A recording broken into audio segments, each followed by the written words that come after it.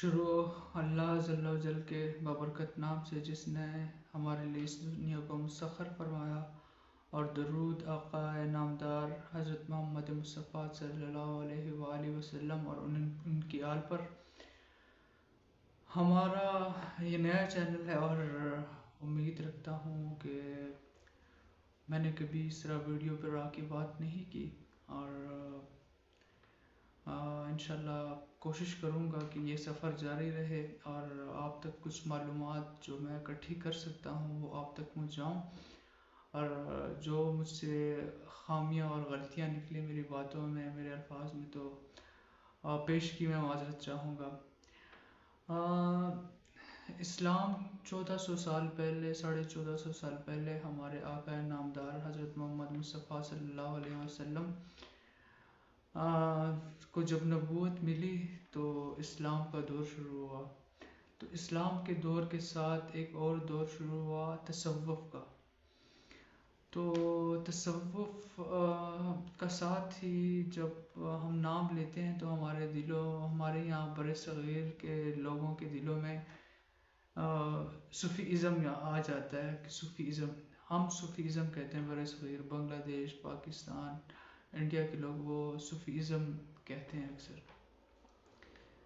تو صوفیزم کی بنیاد جو اس کی ابتدا تھی وہ آپ صلی اللہ علیہ وسلم کے دور میں ہی رکھی گئی تھی، اور آپ صلی اللہ علیہ وسلم کے دور میں جو صحابہ تھے، آپ حضرت ابوبکر صدیق رضی اللہ تعالیٰ عنہ کو دیکھ لیں، ان کی عاجزی، ان کی انکساری، ان کا اللہ سے لگاؤ، ان کا اللہ کے رسول سے لگاؤ، وہ آپ کے سامنے ہے۔ اور پھر حضرت عمر رضی اللہ تعالیٰ عنہ تو ان کی اپنی شان ہے اپنی، اور وہ بھی بہت درویش انسان تھے۔ انہوں نے بادشاہت کی لیکن بادشاہت میں درویشی کی، یہ آپ سب کو پتا ہوگا۔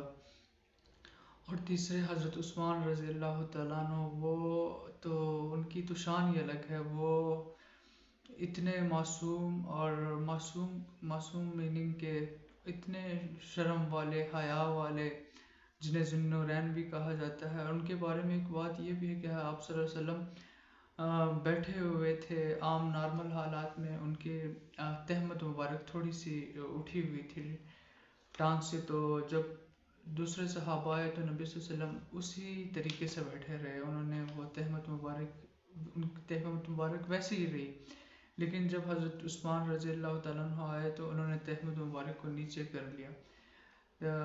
تو صحابہ نے دریافت کیا کہ آپ صلی اللہ علیہ وسلم دوسرے صحابہ آئے، آپ اسی طرح بیٹھے رہے، جب حضرت عثمان آئے تو آپ نے تہمت مبارک نیچے کر دی۔ تو آپ صلی اللہ علیہ وسلم نے فرمایا کہ عثمان شرم و حیا کا پیکر ہے، تو میں اس کے سامنے کیسے اس طرح بیٹھ سکتا۔ اور یہ دور تابعین اور تبع تابعین کے دور میں بھی چلا تصوف کا، اور پھر اس کے ساتھ انہوں نے تصوف کا مطلب کہ اب اللہ پاک کو حاصل کرنا، اللہ پاک کی بندگی کرنا، دنیا کو چھوڑ کے من یا موز کہ میں نہیں ہوں، بس میں نکالنا اندر کی۔ تو وہ تو آپ سب لوگوں نے پڑھا ہوگا، جانا ہوگا۔ صحابہ میں حضرت ابو ذر غفاری رضی اللہ تعالیٰ عنہ، حضرت ابو ہریرہ رضی اللہ تعالیٰ عنہ، حضرت سلمان فارسی رضی اللہ تعالیٰ عنہ، یہ بہت مشہور صحابہ ہیں، یہ بھی بہت عاجزی اور انکساری والے صحابہ تھے۔ اور پھر ہم تصوف میں سلسلے ہوتے ہیں، اور ان سلسلوں کے بارے میں آج ہم ابتدائی کچھ سیدھا سی باتیں کریں گے۔ مجھے بھی زیادہ معلومات نہیں ہے، پھر آہستہ آہستہ ہم چیزوں کو کھولتے جائیں گے، میں بھی سیکھتا جاؤں گا، اور اب مجھ میں جو خامیاں ہوئی میں جو بتا رہا ہوں آپ کو، تو آپ مجھے کمنٹس میں بتا سکتے ہیں کہ کہاں پہ میں غلط ہوں، آپ اپنی رائے دے سکتے ہیں، آپ مجھے ٹاپک دے سکتے ہیں کہ میں اس پہ سرچ کروں اور آپ کے سامنے رکھوں۔ سب سے پہلے ہمارے یہاں سلسلہ ہوتا ہے قادریہ سلسلہ۔ جو کہ حضرت شیخ عبد القادر جیلانی رحمۃ اللہ علیہ سے منسوب ہے، اور ان کے تو آپ لوگوں نے واقعات بھی پڑھیں گے. میں تو بچپن میں اپنی والدہ سے سنتا آ رہا ہوں، اپنے بزرگوں سے. اکثر جمعہ کے خطبات ہوتے ہیں، ان کی داستانیں آپ لوگ سنتے ہیں، ان کی زندگی میں کیا کیا آیا، کیا اتار چڑھاؤ ہے، انہوں نے کس طرح فیس کیا چیزوں کو.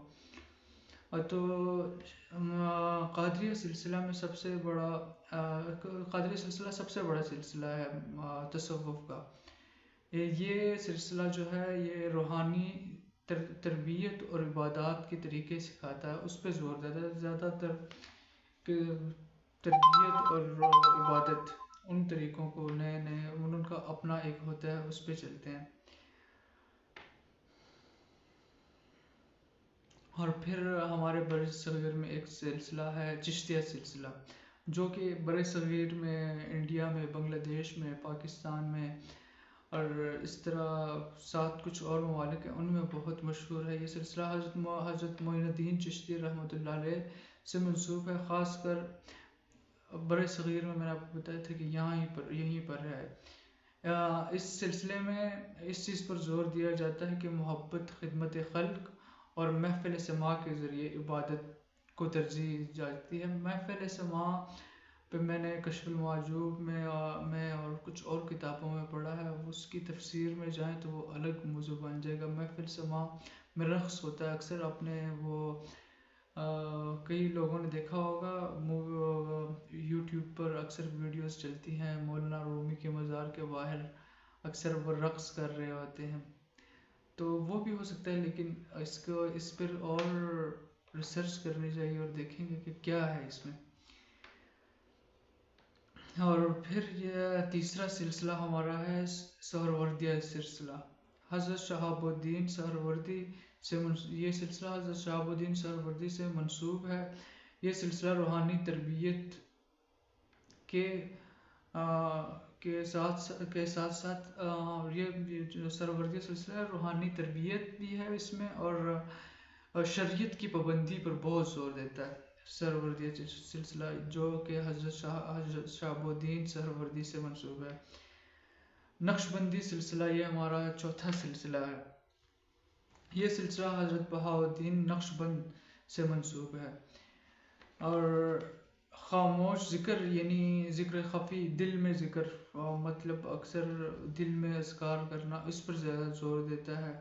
یہ وسطی ایشیا یعنی ترکی، جنوبی ایشیا میں بھی مشہور ہے. اور ہمارا پانچواں سلسلہ ہے شاذلیہ سلسلہ. یہ سلسلہ حضرت ابو الحسن شاذلی رحمۃ اللہ علیہ سے منسوب ہے، اور شمالی افریقہ اور مصر اور مشہد میں ان کے ماننے والے زیادہ ہیں. یہ سلسلہ ذکر اور دعا کی مختلف صورتوں پر زور دیتا ہے. مطلب کہ ہر جو سلسلہ ہے اس میں الگ الگ چیزیں ہیں، الگ الگ عبادات کے طریقے ہیں، الگ الگ اذکار کے طریقے ہیں، الگ الگ اپنے جو رہبر ہیں ان کے ساتھ محفل میں کیسے بیٹھا جائے، سب مختلف چیزیں ہیں. اور ہمارا چھٹا سلسلہ ہے مولویہ سلسلہ. یہ سلسلہ حضرت جلال الدین رومی سے منسوب ہے. اور حضرت جلال الدین رومی سے مجھے یاد آیا کہ دنیا میں جو سب سے بڑی غزل کہی جاتی ہے جسے وہ مثنوی شریف ہے، وہ میں نے پڑھی تو نہیں ہے لیکن میں نے سنا ہے کہ سب سے بڑی غزل آئی تھنک 300-400 صفحات کی کتاب ہے ایک غزل، تو انہوں نے لکھی ہے.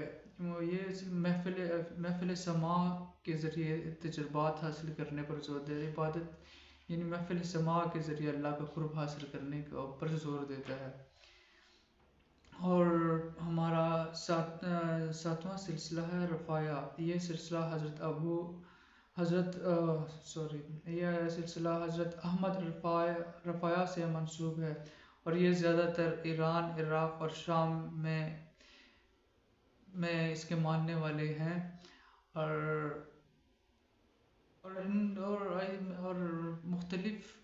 مختلف علاقوں میں اور بھی مختلف فرقے ہوں گے جو کہ مجھے نہیں پتا لیکن ہوں گے. اور میرے خیال سے یہ جو بھی سلسلے ہیں ان سب کا ایک ہی مقصد ہے، اور ان سب کا مقصد ہے قرب الہی حاصل کرنا اور روحانی پاکیزگی حاصل کرنا۔ تو اللہ پاک ہمیں بھی اپنے نیک بندوں کے ساتھ اٹھنا بیٹھنا نصیب فرمائے۔ اللہ پاک ہماری صحبتیں ٹھیک ٹھیک رکھے، ٹھیک لوگوں کے ساتھ رکھیں۔ مجھے بولنے کا طریقہ تو نہیں آتا، نہ میں کبھی بولا ہوں، آج پہلی بار میں اس طرح کیمرے کے آگے بات کر رہا ہوں۔ تو امید کرتا ہوں آپ کو میری یہ چھوٹی سی کوشش پسند آئی ہوگی۔ کچھ غلطیاں ہوں تو میں معذرت چاہتا ہوں۔ ملتے ہیں اگلی ویڈیو میں۔ اللہ حافظ۔